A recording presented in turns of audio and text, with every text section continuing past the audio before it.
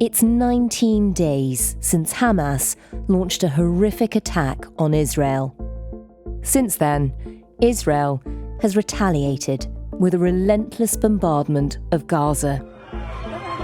Screams of fear echo from the clouds of dust cloaking the Sheikh Radwan neighborhood in Gaza City as families escape another Israeli airstrike. The head of the UN has called for a ceasefire as fuel is running out in Gaza and the hospitals are unable to cope. The airstrikes continue to pound the Gaza Strip all over it, from north to south, with the brutality, and more tragedies are unfolding, pushing hospitals into the brink of collapse, as this is beyond the capabilities of hospitals to accommodate and to deal with. The health ministry says many of the casualties are women and children. President Biden has urged Israel to delay its ground invasion of Gaza as negotiations with Hamas for the release of Israeli hostages continue. 85-year-old Yeshevet Lifshitz spoke out about her ordeal. She was released alongside 79-year-old Nurit Cooper. They were taken by motorcycles, she said. They were beaten until they reached that tunnel system in Gaza. There, they took away her watch and her jewelry. And we have to remember, this is an 85-year-old woman. At the time of recording, the estimated death toll stands at 5,800 Palestinians and 1,400 Israelis. If a ground invasion goes ahead, the numbers on both sides will only increase. Is this utter devastation the reaction that Hamas was expecting? And if not, what did they think would happen? You're listening to Stories of Our Times from The Times and The Sunday Times. I'm Manveen Rana. Today, does Hamas have a strategy?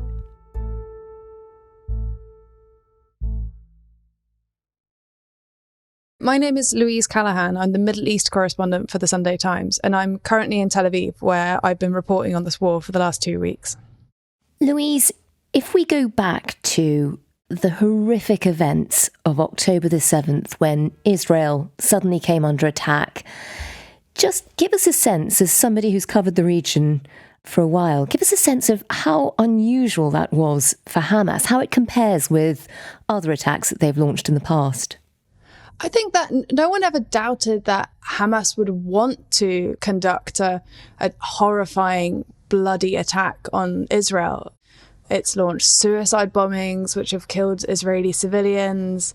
It's called for the destruction of the state of Israel. But I don't think anyone, even Israeli officials, in their wildest dreams would have thought that they could do this, that they could do an act so effective and sort of multi-vectored and repugnant. I don't think anyone had any idea. The impression that I get here in Israel is that everyone's completely taken aback. I mean, this fence around Gaza, it was thought completely impregnable. The Israelis had invested in all this technology, and, people in Gaza, they would say, well, you can't buy a cup of coffee without the Shin Bet knowing. There was this belief that the Israelis were kind of omniscient and that they had this all locked down. So the fact that Hamas broke out on so many different parts of the fence, and that they did this, they attempted attacks by sea, they flew out with paragliders. This was extraordinarily unusual to the point where it was beyond anything that anyone in the Israeli security establishment or in the army had actually imagined. And Louise, do we have a sense yet of what Hamas's strategy was? I mean, we've heard that perhaps some of the leadership didn't even know it was going to happen. They're sort of sitting in Doha. Do we know, was this planned out from the top? Was it given the go-ahead? And what was their strategy? What were they hoping to achieve with this attack? Well, I think it's so important at the moment when there's, as you say, some Hamas leaders have come out and said that they didn't know it was happening until really late in the day. But I'm taking all statements by Hamas leadership at the moment with about a shovel full of salt. There's no reason at all for them to say, yeah, we've been planning this for years. Go us. I think that there's just lots of people lying just about everywhere. But what would their strategy have been? What would they have been aiming to achieve? I think is pretty clear. So they wanted people around the world to pay attention to their cause. They wanted to damage their enemy, Israel. And I think they would have wanted to take hostages, bring them back, and engineer some kind of mass prisoner exchange. So that seems like something that they would have wanted.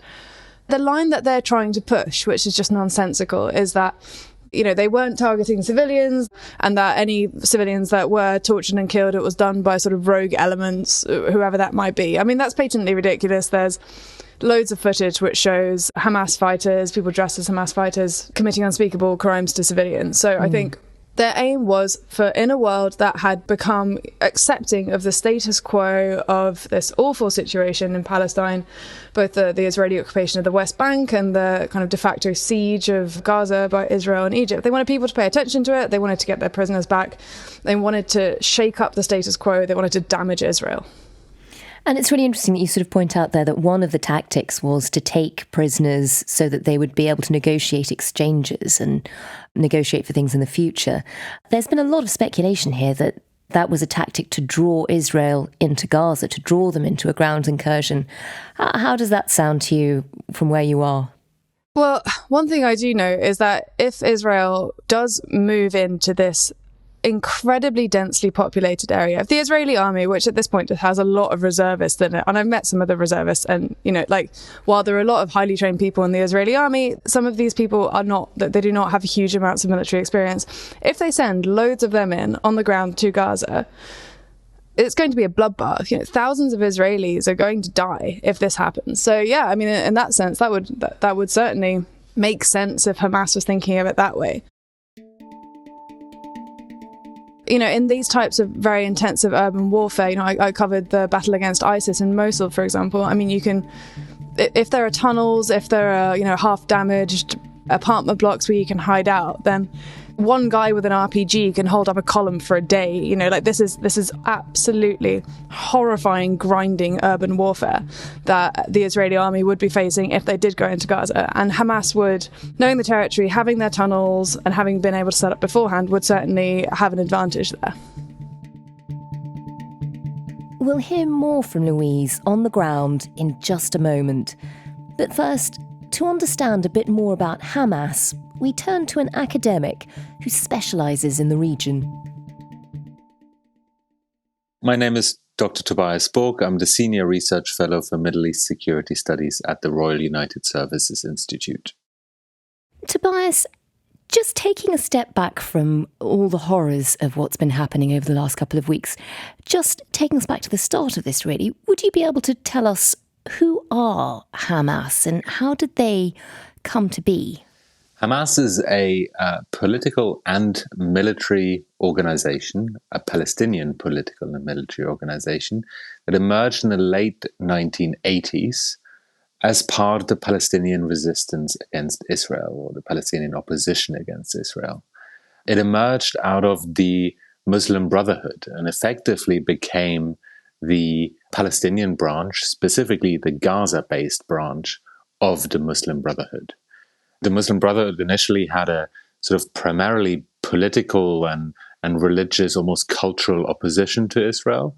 But then Hamas was established to give it a more political and eventually also military shape, if you will. As such, it emerged both in opposition to Israel, but also to set itself apart from other Palestinian organizations, specifically the Palestinian Liberation Organization, the PLO.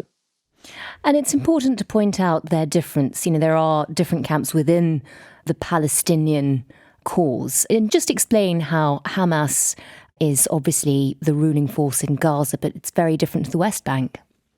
Absolutely. So, like I said, Hamas is effectively one of many, or of several, Palestinian political organizations and military organizations too. What sets it apart is that it has an Islamist ideology, i.e. it defines its struggle against Israel both through a sort of, you can almost describe it as a nationalist struggle, but also as a religious struggle. So this notion of, and its objective is the the establishment of an Islamic state. Important to differentiate here, that doesn't necessarily mean the same as a group like ISIS might have promoted, but this notion that you have a political entity, a state that is run on the basis of Islamic law in line with basically with the political ideology of the Muslim Brotherhood. And that's what sets Hamas apart. And how much support do they have in the Palestinian community? I mean, when was this last held to an election or any kind of poll? Yeah, it's difficult to assess the exact levels of support. The last time we had an election in the Palestinian territories was in 2006. And then Hamas did win a majority in parliamentary elections. The other side, the loser in those elections, essentially, the Fatah, which is the other major political force in the Palestinian territories, did not want to accept that election outcome. And the international community also did not want to accept that election outcome. And what ensued was essentially a sort of intra-Palestinian civil war in which Hamas won control over Gaza and was able to expel pretty much any other political force, certainly anyone from Fatah, from the Palestinian Authority. And ever since, Hamas has been in effective control of Gaza. Hamas also has a presence in the West Bank, but there it's much smaller, much less influential. And what exactly is Hamas's worldview? You know, what is it that they stand for? Primarily, Hamas stands for opposition and resistance to Israel. And in its founding charter, it declared as its objective, essentially the liberation of all of what it's called Palestine, which does include all of what today is Israel, i.e. the defeat of Israel, and B, the establishment of a Islamic Palestinian state in that territory. So that was the sort of the overall objectives. Now, over time, Hamas has, at various points, at least indirectly accepted that there might be a possibility for a two-state solution, i.e. for the establishment of a Palestinian state in less territory alongside an Israeli state. It has never directly recognized Israel or Israel's right to exist, but it has on several occasions signed up to agreements that seem to suggest an acceptance of something less than the sort of very maximalist objectives that I outlined. Now, it is important to note that Hamas is not a monolith, that there are different factions within Hamas. And so when I say that Hamas has on some occasions accepted less maximalist objectives, it is somewhat unclear whether that was just particular political leaders that accepted this or whether the organization as a whole did. But it's interesting, you know, as you say, when they stood for election too, they've often signed up to a manifesto which talks about going back to the 1967 borders, which is definitely a two-state solution. It acknowledges that Israel does have a presence in the region alongside a Palestine. It's also interesting in their relationship with Netanyahu. Tell us a bit about that. How have Hamas and Netanyahu rubbed along over the years? Well, they have coexisted, and they've sort of coexisted in a way in which one could argue that one was useful politically for the other. What I mean by that is that, you know, Hamas was a major opponent of the Palestinian Authority, which made Netanyahu's argument that there was no Palestinian partner for any form of peace settlement kind of credible. And at the same time, Netanyahu and his, over the years, increasingly right-wing policies were also one that, you know, fed into Hamas's narratives. And has he allowed Hamas to gain certainly money and also with it, I suppose, power in the region? On this subject, I would refer you to some really interesting coverage in Haaretz, one of Israel's most prominent newspapers, that has detailed how, over the years, Netanyahu, against some opposition, certainly within the Israeli political and security establishment, has advocated for a somewhat less confrontational approach to Hamas in Gaza. But I think, I certainly personally wouldn't want to make the direct argument that he has somehow supported the creation of Hamas in the way that it was able to attack Israel on the 7th of October. It is fascinating, though, sort of as ever with the Middle East, the more you look, the more complicated it is. It's not as simple as it first seems. There are these political relationships that have built up over time. Do we have a sense of how popular Hamas is with the Palestinian people now? Obviously there hasn't been an election for many years.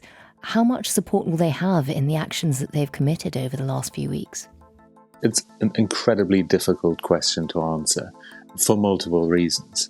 One, as we discussed, there haven't been elections since 2006. So Palestinians have not been able to sort of cast their votes and thereby declare their support for one group or the other.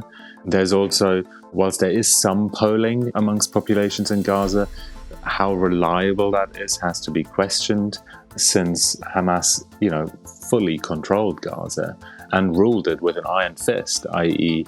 did not allow significant dissent.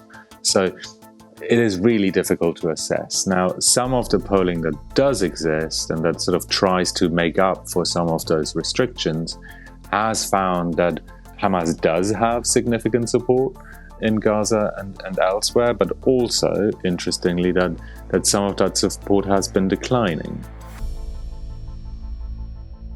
If we're talking about the Palestinians in Gaza, when I've reported there before, Hamas are not popular among the people that I've spoken to. They're seen as sort of repressive extremists who get involved in your daily life in unpleasant ways, and they're corrupt and they don't treat people fairly. They'll sort of imprison you if you tweet something bad about them, or if you say something bad about them. Like, they're not, I don't think there's a huge amount of popular support in Gaza for them. Obviously some people support them, but there's a feeling, I think, in Gaza that they've become much more repressive over time.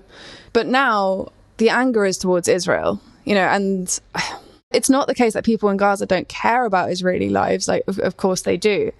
I have friends there who I've spoken to who've expressed their great sadness at the killing of civilians, but that seems kind of far away. The immediate thing that people in Gaza are seeing is the Israeli strikes that hit their homes or that have forced them to flee. So that's what they're thinking about. They're saying, stop the Israeli bombing. And do they blame Hamas for having incited that? No one said that to me. That's not to say that they don't. I think there is a great fear of Hamas, great anger towards them, but the greater anger at the moment is towards Israel for striking Gaza. I can't speak for all the people in Gaza. There's a huge range of opinions there. I'm just talking about the people that I've spoken to.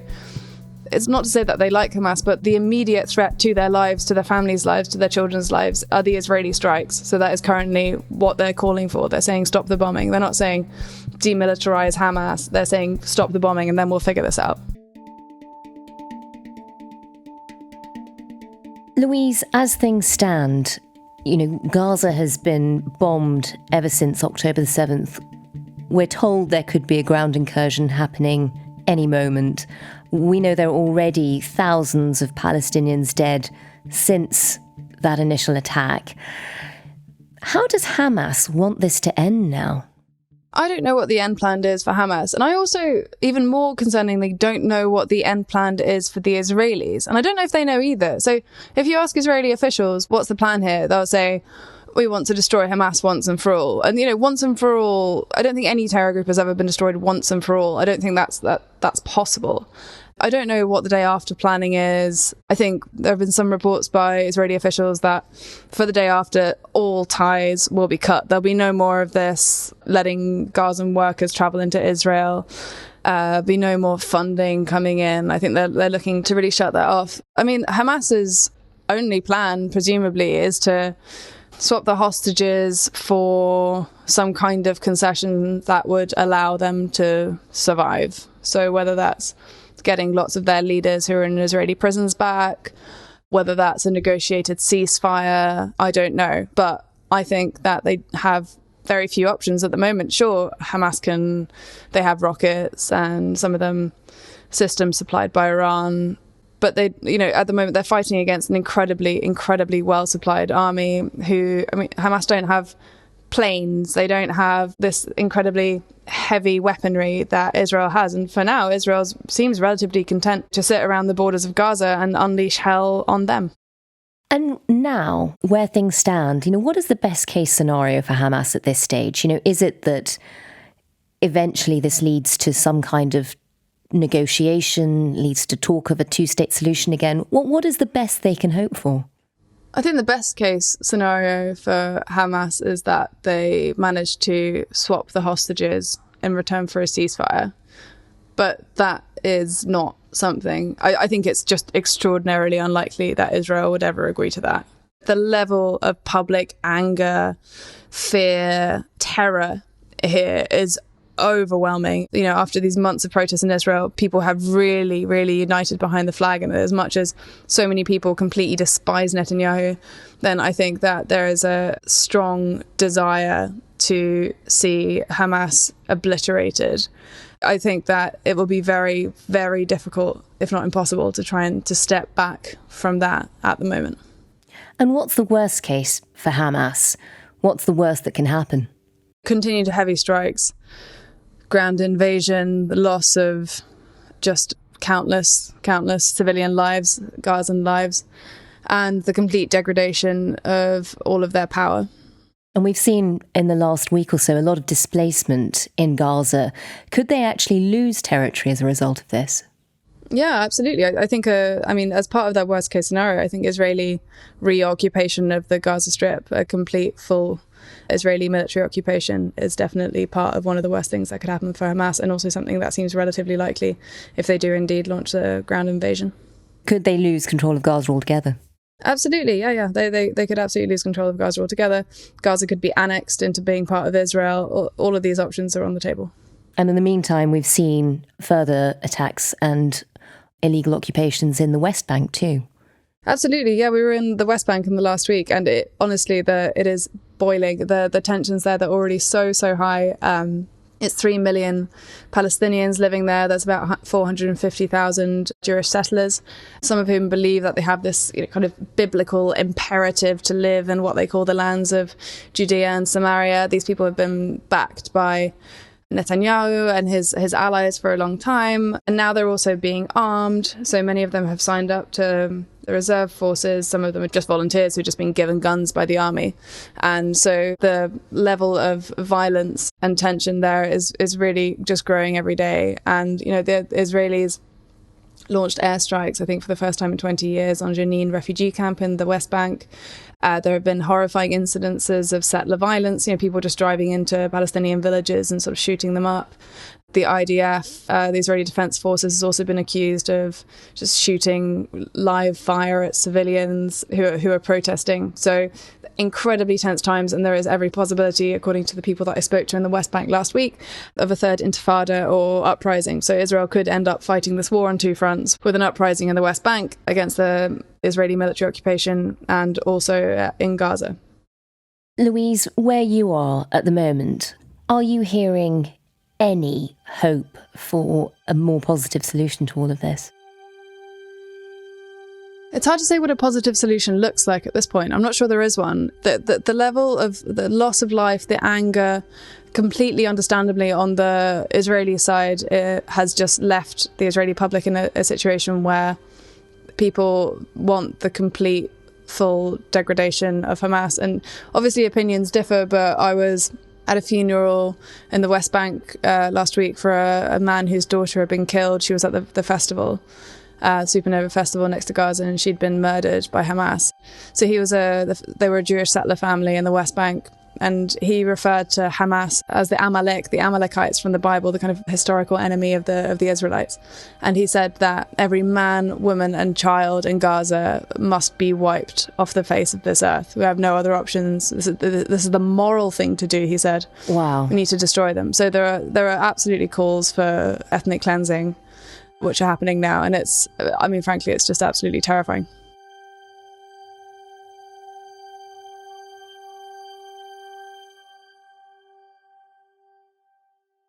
It's just incredibly, incredibly sad, I think, to see all of these horrific acts happening. Both, I have Israeli friends of friends who are killed during these horrifying Hamas attacks, and speaking to survivors afterwards. Some of these stories, I've reported on. Unfortunately, I've spent the last 7 years reporting in this region and reported on the Yazidi genocide, I reported on the crimes by ISIS, and the terrible things that Hamas did are, up there with some of the most horrifying acts committed in modern humanity. It's horrifying to hear that these can still happen. At the same time, I'm talking to my friends in Gaza, and more of them are going offline every day. Hear about journalists being killed, people being killed, and that's also horrifyingly brutal. The bloodlust and the desire to go to war is, while you can of course understand the anger, the fury and the fear, I think the results of that could be more brutal than anyone could ever imagine who has not seen the results of wars before.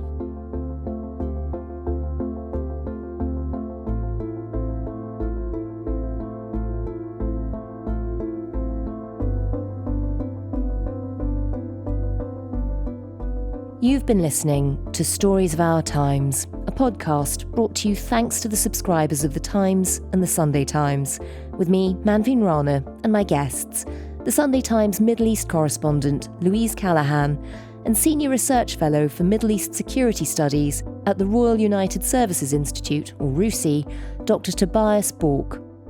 If you're a subscriber, you can read Louise's latest dispatches from Tel Aviv in this weekend's Sunday Times, or at thetimes.co.uk. This episode was produced by Taryn Siegel. The executive producer was Fiona Leach, and sound design was by Hannah Farrell. Thanks for listening. See you tomorrow.